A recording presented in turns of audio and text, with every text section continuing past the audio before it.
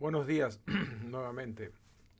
Este adendum viene porque me ha llegado, después de la grabación de la primera parte, una segunda compilación de los casos que ustedes enviaron. Y no quisiera terminar este ciclo sin referirme a los mismos. Claro que algunos de ellos van a ser expandidos, extendidos. Todos van a ser expandidos y extendidos en base a conceptos generales. En la última diapositiva de la previa presentación les decía que sería fantástico si juntáramos aunque sea 50 casos. Tomémonos el tiempo, tomémonos un par de meses, ya van casi 6, 7, 8 y todos son realmente profundos, ¿no? Todos son extraordinarios. Lo que demuestra la riqueza de las dificultades éticas y la profundidad de los problemas que nosotros nos encontramos, problemas que no aparecen, otra vez digo, en los libros de texto de ética médica acá. Entonces, bueno, vayamos al caso directamente. Este es el caso de un niño de 10 años de edad que tenía SIDA de transmisión por la madre, transmisión vertical. La madre falleció. Un momento dice que a los 5 años, otro momento dice que a los 7 años, pero falleció cuando el niño era pequeño. El padre no se hizo cargo de él, pasó muy mal momento en la escuela y no cumplía el tratamiento. Tenía un CD4 realmente catastrófico en categoría C y en el hospital manifestaba la decisión de no continuar el tratamiento, de volver a su casa, fallecer allí y no cumplir con el tratamiento, como decía. Pero tenía, como dice ahí claramente, síndrome depresivo. Fue referido a los psicólogos y a los psiquiatras y sin embargo no hubo respuesta a las drogas antidepresivas. Las preguntas que hacen los colegas en el dilema es: ¿a qué edad es correcto enviar a los niños de vuelta a su casa o interrumpir el tratamiento? Y la validez de la hermana de 19 años de ser la responsable de él, y también ciertas preguntas acerca de la protección de los médicos que lo trataron. Sobre lo último, protección de los médicos que lo trataron, si se cumplen las reglas de prevención lógica contra cualquier infección, sea SIDA, sea ébola o sea difteria. Acá por lo menos en Estados Unidos no existe ninguna prevención o ninguna prevención anticipada al problema. Si uno cree que está contaminado o cree que se ha contaminado, entonces avisa a las autoridades del hospital y le inician tratamiento de manera inmediata, porque como se sabe las pruebas positivas no van a estar hasta meses después. Pero ese es un asunto que no puedo opinar, que no tengo opinión por las leyes y las regulaciones del país. Pero lo que sí es importante, y a eso quería hacer énfasis con este caso, digamos. Entonces tenemos un niño de 10 años que, deprimido, no acepta el tratamiento y quiere morir. ¿Cuál es la conducta que hacemos a eso? Me llama la atención el síndrome depresivo, pero me llama la atención en este sentido. Lo tenemos que integrar al síndrome depresivo como parte de la situación médica del paciente. Acá ven dos artículos que he encontrado así casi al vuelo en la literatura preparando para esta presentación, para este adendum, que sí existe un correlatos de clínico neuropatológico, correlatos del SIDA, del virus, todavía en la era de la terapia antirretroviral. Esto quiere decir que existen pruebas de alteraciones orgánicas, físicas en el cerebro, que pueden o no necesariamente explicar la depresión. O sea que la depresión es tan parte de la enfermedad como lo es la cuenta baja de linfocitos, el CD4, el CD4. Pensamos nosotros, leyendo este caso, tenemos esta inclinación de pensar y decir, bueno, es un niño, que el padre lo abandonó, que la madre lo abandonó, que le hacen, que abusan de él en la escuela, que no tiene amigos, está deprimido por eso. Pero no, también puede ser que está deprimido por la enfermedad. Todo es un círculo vicioso, y no por la enfermedad como tal, sino por la enfermedad como estructura anatómica, orgánica, que provoca la depresión en el niño. O sea, no todos los deprimidos por SIDA están en situación socialmente catastrófica. Y eso, entonces busquemos la inferencia, la mejor explicación a la conducta terapéutica, siendo estas las alternativas a seguir tratando a este paciente. O sea, ustedes o los médicos que se han enfrentado con este problema dicen, bueno, ¿qué hacemos? O lo tratamos o no lo tratamos. Entonces explicamos y cuál es la mejor explicación que fundamenta la decisión nuestra o que apoya una decisión, y cuál es la mejor explicación para la mejor decisión terapéutica posible. Fíjense que digo mejor explicación y no perfecta explicación, mejor decisión terapéutica y no perfecta decisión terapéutica.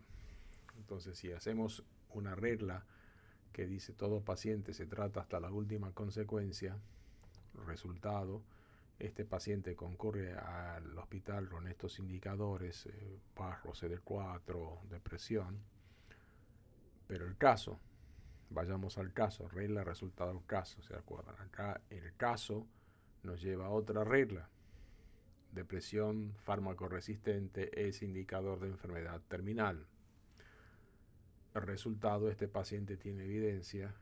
Caso, este paciente, quien es un niño con madre fallecida, padre ausente, tiene indicadores de enfermedad terminal. El CD4 bajo, las infecciones concomitantes, la necesidad de sonda nasogástrica para alimentarlo, y la depresión. O sea, que no pongamos a la depresión como consecuencia de una situación social, sino tal vez, no solamente como consecuencia de una situación social, sino también como consecuencia de un compromiso anatómico neurológico. Y esto no es diferente de otro niño con tumor de tronco encefálica o con leucemia mieloblástica. Si tenemos niños con tumores de tronco encefálico que no son quirúrgicos, que ya están dañando los pares craneanos bajos, comprometen la respiración, comprometen la deglución, y no son quirúrgicos y son astrocitomas de este bajo grado que no responden a quimioterapia o a terapia radiante. O sea, no hay más nada que hacer. Y como regla, esto nos lleva a casos terminales deben de retornar a sus hogares. Resultado, estos parámetros son objetivos, CD4, depresión, infección concomitante, en fin, todo el caso clínico. Y el caso no es el niño que quiere volver a su casa, no es el niño que le dice al médico, mándame a la casa, y la pregunta no es a qué edad el niño puede decidir, sino que la pregunta es en qué punto del avanzamiento o del adelanto de una enfermedad uno dice, bueno, acá se traza la línea. O sea, es la extensión de la enfermedad que define vuestra conducta. Y la extensión de la enfermedad incluye el parámetro de depresión. Pero no es uno que dice, bueno, este niño tiene 10 años, se va a la casa. No se va a la casa porque tiene 10 años, este niño tiene 18 años o 17 años y puede tomar esta decisión. Se va a la casa. No, en el caso que ustedes plantean, y se lo agradezco inmensamente de nuevo, es la enfermedad que dice la extensión del fenómeno. Entonces, ¿en qué momento decidimos objetivamente suspender el tratamiento? En la clase pasada o en la presentación previa a esta, hablamos del caso de muerte cerebral. Entonces hay una cosa objetiva que dice, bueno, acá se desconecta el ventilador y esto no es distinto a desconectar el ventilador. El otro, se trata del caso de fallecimiento de un paciente del Hospital Manolo Morales, el cual durante su estancia interhospitalaria, visitado por 2 familias, ¿a qué familia debe de entregarse el certificado de defunción? Pienso que esto es un asunto legal, más para el departamento legal, con cuál de las familias está él casado, y si tiene certificado de casamiento con las 2. Es decir, hay una de esas señoras o de esas familias que tiene poder legal, es la misma familia que se va a beneficiar, de manera de decir, con la herencia, aunque la herencia sean 4 pollos, pero hay una herencia, hay una familia que se va a beneficiar o que va a recibir esa herencia, y esa es la familia que está registrada como primera. Y si él pudo tener papeles de casamiento con las 2 familias, bueno, ese es un problema del registro civil. Si no tiene papeles, si no se casó con ninguna de las señoras, creo que hay una manera de dirimir quién es la familia legal, quizás la primera. Eso es otra vez. Pero la pregunta ética médica sería, y acá no sé, debiera reflexionar un poco más antes de decir esto, pero estamos ya nos conocemos y nos vamos a ir conociendo más. El paciente está muerto, o sea, no es el paciente mío. Es decir, yo me hago cargo y si soy patólogo me hago cargo de la parte específica de diagnosticar la causa de muerte o lo avanzado de la enfermedad o la investigación, pero ya no es más mi paciente, ya se murió. Este es un paciente de 101 años, bendito sea este paciente, que le encuentran de casualidad porque tuvo un traumatismo craneano, anduvo un poquito falto de palabras, no se expresaba bien, un poco de cefalea.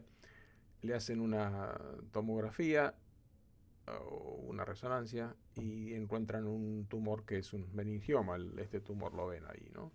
El tumor está ahí, es un meningioma, tiene bastante edema cerebral, pero sin embargo no tiene desplazamiento de la línea media, el espacio subaracnoideo está amplio, el ventrículo de este lado está todavía abierto, el ventrículo de este lado está colapsado, o sea, sí, tiene edema, es un edema cerebral y tiene por un tumor. Ahora, ese edema es consecuencia del tumor en sí mismo, probablemente sí, pero también puede ser consecuencia del tumor, cualquier cantidad de edema, más el trauma craneano que este sufrió. Entonces, ¿cuál es la mejor explicación? ¿O lo operamos o no lo operamos? La decisión nuestra tiene que estar basada en una explicación. Y cuando decimos que la explicación es la mejor que cuál. Si partimos de la regla, todo tumor cerebral con edema es quirúrgico. El resultado está ahí en la tomografía o en la resonancia. El caso, 101 años, aumentado riesgo quirúrgico, pero lo más importante son los síntomas. Y la TAC puede ser consecuencia del traumatismo, no hay desplazamiento de la línea media. Entonces las opciones, o lo operamos o le damos anticonvulsivantes por si ese edema y el tumor le descargan una convulsión tónica, y repetir el estudio en 4 meses y observar las manifestaciones clínicas, a ver si el edema aumenta, si el edema se reduce. Y la inferencia de la mejor explicación siempre implica otra explicación, otras alternativas. Y se deben de presentar al paciente o sus familiares pero lo más importante, el médico tiene que ser consciente de las otras alternativas, que nunca son o se opera o se muere. Eso es una falacia de la falsa disyuntiva. O se opera, o progresa, o queda estático, o fallece, pero por esta enfermedad o por otra enfermedad. No hay tal disyuntiva, o se opera o se muere. Esta cirugía no le salva la vida. Pero la decisión ética, que es una decisión terapéutica, toda decisión terapéutica es una decisión ética, toda decisión ética es una decisión terapéutica, es presentar las dos explicaciones. Ventajas de la cirugía, desventajas de la cirugía, ventajas de la observación clínica con apoyo farmacológico, desventajas de la observación clínica con apoyo farmacológico. Sentarse, o sea, no parados, sentados a la altura de los ojos del paciente, y en este caso tal vez de su familia, explicar y escuchar. Que el individuo sea analfabeto no implica que es tonto. Si vivió 101 años como agricultor, mis respetos. Se llevó toda la historia de Nicaragua y sobrevivió sin ningún problema desde el siglo pasado, del año 2018 o 2017 quizás. O sea, en 2017, 1917, 1918, fíjese ya, ni yo puedo hacer las 7 cuentas. La decisión entonces siempre tiene que ir con la mejor explicación, lo mismo que hicimos con el niño, pero reducir o sintetizar o enfocar en el problema biológico. No decir 101 años de entrada, sino decir cefalea, hemiplegia, convulsiones. Si este paciente tuviera hemiplegia, pues sería distinto. Si tuviera convulsiones que no se pueden controlar, también es distinto. Pero específicamente el señor tiene una serie de síntomas menores, con una evidencia de un tumor que lo tiene ya hace 10 años, si no 15, meningioma de crecimiento lento, con edema cerebral, pero edema cerebral que no le provoca desplazamiento de la línea media. Otra vez, vamos a la ética. La ética es inferencia de la mejor explicación y cuál es la explicación alternativa. Después de estos dos casos, paciente masculino de 45 años con agudeza visual, 2040 y 2020, tiene un melanoma coroideo, aún no hay metástasis, por lo cual la enucleación va dirigida a reducir el riesgo de la metástasis. Sin embargo, el paciente rehúsa el procedimiento. Este es el tercer caso de esta serie en el cual el problema se centra en el consentimiento. Fíjese, la mayoría, aunque es mayoría, 3 de 8 de los casos tienen que ver con consentimiento. Y el consentimiento debe de ser un procedimiento tan importante como una cirugía cardíaca o un trasplante de hígado. El consentimiento lo hacemos muchas veces, mira, anda ahí, lleva el papel y que el paciente firme. No hacemos lo mismo con las cirugías, ¿no? Que no le decimos a uno, mira ahí, mira ahí, corta y saca un poquito ahí y luego sutura. No, es decir, hacemos a la cirugía, la hacemos con los pasos de lavarse las manos, tener las imágenes listas.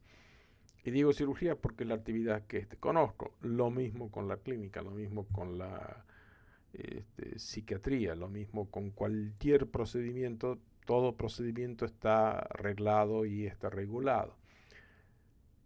A un médico le dicen o le llaman la atención, mira, 10 de tus pacientes han fallecido en los últimos años de enfermedades menores. O no le dicen, mira, te estás equivocando en los diagnósticos. O le dicen, mira, estás usando excesivos números de pruebas diagnósticos que no hacen falta y que con un buen examen clínico se podían. O sea, todas esas cosas de la actividad médica son controladas y son regladas, pero a nadie le dicen, mira, de tus últimos 20 pacientes, 5 no han querido firmar el consentimiento. Y fallar el consentimiento, que uno vaya a un paciente, y no hablo de estos colegas acá, otra vez, estamos esto es horizontal, esto es una charla horizontal, no es una charla vertical. Cuando vamos a un paciente, el consentimiento informado, como dijimos en la otra clase, lleva un informante y un consentidor. Muy bien, el consentidor puede ser ignorante, puede estar beodo, puede ser un tránsfuga, puede ser un bandido, pero no es tonto porque es su propio cuerpo. Si yo hago una cirugía en la cual una cirugía menor, una cirugía de corregir un tendón de la mano, y el paciente termina con una septicemia feroz, hay un error ahí. Si yo me acerco a un paciente y le digo, fíjate, mira, esto te duele, esto te va a matar, ¿cuál es la inferencia, la mejor explicación? No lo trato de seducir, ¿me entienden el sentido de la palabra? No lo trato de seducir o convencer de las ventajas del tratamiento que quiero implantar, entonces yo ahí estoy fallando. Pasa acá también. Los más difíciles, como saben ustedes, son aquellos que por motivos religiosos, generalmente los testigos de Jehová no quieren hacer transfusión. Entonces, bueno, busquemos cierta manera, mantengamos a este paciente estable, hagámosle transfusión. Bueno, transfusión es que no aceptan ellos, ¿no? Démosle eritropoyetina, busquemos maneras de aumentar el hematocrito y iniciemos la cirugía sabiendo que por ahí va a haber que terminarla antes sin poder cumplir todos los objetivos, pero todas las explicaciones son posibles, aún en los testigos de Jehová, que por respetables motivos religiosos insisten en no ser transfundidos. El mensaje central de esto es otra vez tratar de comprender o de asumir la responsabilidad de obtener un consentimiento. Vivir como un fracaso es una palabra fuerte, pero vivir como un fracaso el que uno vaya a obtener el consentimiento de un paciente y el paciente no se lo dé. Para hacer eso, un truco es otra vez el mismo, la inferencia de la mejor explicación. No es decirle, hágase esto o hacen metástasis y se muere. No, mire, si hace esto, espere que le explico. Esta es otra alternativa, esta es otra alternativa. A mi manera de ver, esta es la mejor alternativa. Regla, resultado, caso. Lo segundo es acerca del uso de la fotografía didáctica en casos de dermatología. Ese es un tema que se enlaza bien con una de las partes de la investigación de la investigación global de la biopolítica y de la bioética. Parece que no tiene relación enfermedades dermatológicas con la biopolítica, pero ese va a ser el enganche para la próxima semana. O sea, salvo este tema que no he expandido y que va a hermanarse con la semana que viene, más o menos tienen con la semana que viene, con el mes que viene, con septiembre, octubre, más o menos esto se va hilvanando y nos va dando una base para trabajar más profundamente en la segunda serie. Inferencia de la mejor explicación es mejor que el método deductivo, es mejor que el método inductivo. Consentimiento informado lleva 2. La enfermedad es muchas veces la que decide la conducta terapéutica. Es interesante decidir y podemos discutir ¿En qué momento uno dice, hasta acá se llega? Muerte cerebral, hay ciertos parámetros y criterios. Leucemia, tumor de tronco encefálico, SIDA con CD4D50, todavía no. Como ven, es un tema rico, tema que se puede explorar, lo podemos explorar juntos. Vayamos a los 50 casos, alrededor de los 50 casos. Si nos pasamos, mejor, y si nos quedamos cortos, también bien. Muchísimas gracias. Y ahora sí, a menos que el doctor Pedrosa Pacheco me mande otro email esta tarde diciéndome que son otros los casos que hay sumados, nos despedimos y nos encontramos en septiembre.